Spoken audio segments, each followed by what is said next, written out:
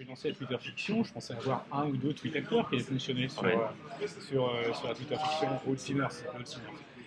J'en ai eu 54. J'ai eu des gars qui ont fait des trucs extraordinaires, des textes extraordinaires. J'ai eu 2 web radios, des gars qui ont créé des radios spécifiquement pour cette Twitter Fiction. J'ai travaillé avec Philippe Coll, qui est un type extraordinaire. Je l'ai pris au pied levé. Je lui ai dit, écoute, il y a un truc qui démarre dans 5 jours, est-ce qu'on peut faire des vidéos de journaux télévision de journaux télévisés pour raconter ce qui va se passer dans Newington. Et le gars, il a eu les emmerdes, mais alors pas possible pour réaliser son truc, mais même la veille, son studio était inondé, on a sorti les trucs, on a fait tout ça ensemble.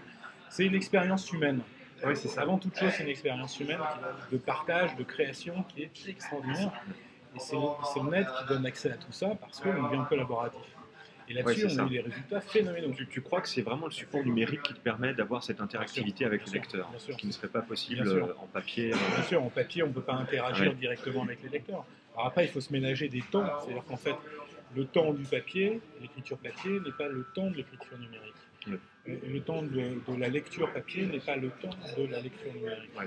C'est-à-dire qu'un auteur papier qui serait dans sa sphère, ce que je comprends, c'est se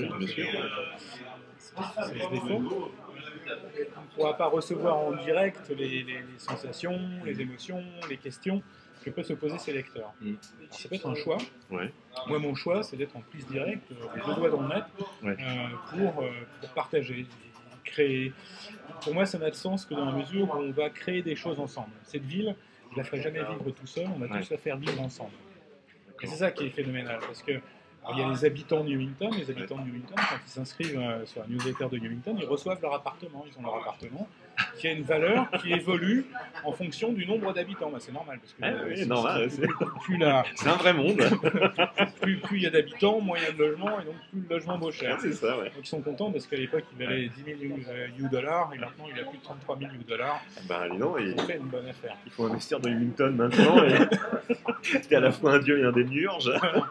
Mais tu vois, c'est eux qui m'ont mis sur la piste. Parce qu'un jour, je commençais à faire vivre, suite au Valgagneur, assez succinctement Newington sur la ville. Et puis un jour, il y a un tweet d'un tweetos qui m'a dit, à un moment donné, qui m'a fait déclencher le truc.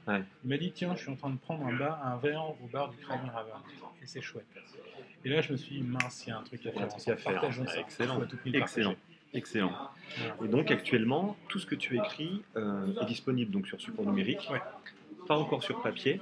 Pas encore sur papier. D'accord, mais c'est quelque chose à quoi tu penses ou... Moi, je crois, très concrètement, je crois que d'après les derniers chiffres, plus de 95% des lecteurs sont encore sur le papier. J'ai beaucoup de lecteurs qui me demandent une lecture papier. D'accord. Je pense que quelque part, à un moment donné, il va falloir que je me pose la question parce que on est un peu en devoir de leur offrir la capacité à lire. Pour moi, papier et numérique, il n'y a pas débat. C'est offrir le support de lecture le plus adapté à ce que souhaitent les lecteurs. C'est encore une fois leur offrir la meilleure expérience de lecture. Exactement. Donc, s'ils le souhaitent sur papier, je suis en train de voir comment proposer les choses sur papier. Si le souhaitent en numérique, c'est déjà disponible en numérique. C'est l'idée. Je ne suis pas un évangéliste du numérique, je ne suis pas un évangéliste du papier. Il y en a pour tout le monde et le but de l'auteur, de l'éditeur, c'est d'offrir la meilleure expérience de lecture. Donc se mettre à niveau du lecteur et lui offrir ce qu'il souhaite.